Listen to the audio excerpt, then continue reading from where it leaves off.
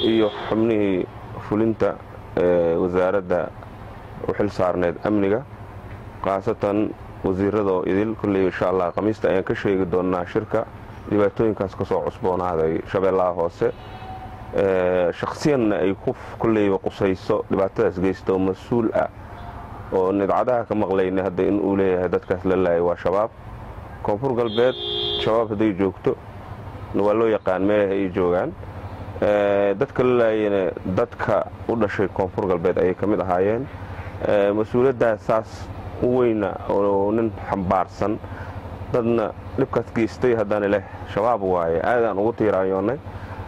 khaasatan kulley waxaan furayn u farayaa hay-adaha amniga oo idil koonfur galbeed iyo hay-adaha amniga ee federaalka khaasatan wasiirka gaashaandhigga hadday noqoto taliyaha ciidamada xoogga dalka hadday noqoto taliyaha qaybta howlgelinta gobolka banaadir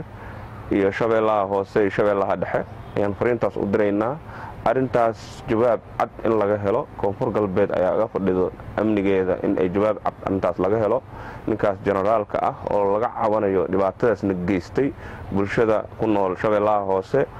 wuxuu u sameeyey iyo wuxuu u yeelay kolley waxaana soo gaarayso inuu hadda ka hor shabeellaha dhexe ka geystay dhibaatooyin haddana ay noqoto shabeellaha hoose inuu ku qatimo marka taliyaha howlgelinta gobolka banaadir iyo shabeellaha hoose iyo shabeellaha dhexe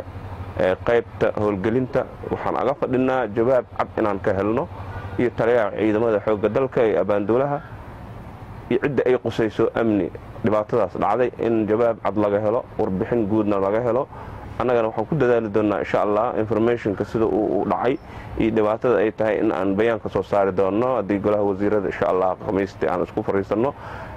intaasna waxaan kulleyba tacsi u diraynaa intay ku dhimatay inta ku dhaawacantayna allaha caafiyo nabadana ha lagu dadaalo qof dhibaato geystay iyaana lagu bedelin ummadda in la barakiciyo dhibaato loo geysto dadka waa heshiis way wada degan yihiin shakhsiyad dhibaato geystana kulleyba waxaan aaminsanahay inaan qabiil loo rarin ay noqoto wax dowladnimo iyo dhibaato dadka loogu geystay jawaabteenna la bixin doono dowladda koonfur galbeed iyo dowladda federaalka oo iskaashanaya hadduu ilaahay idmo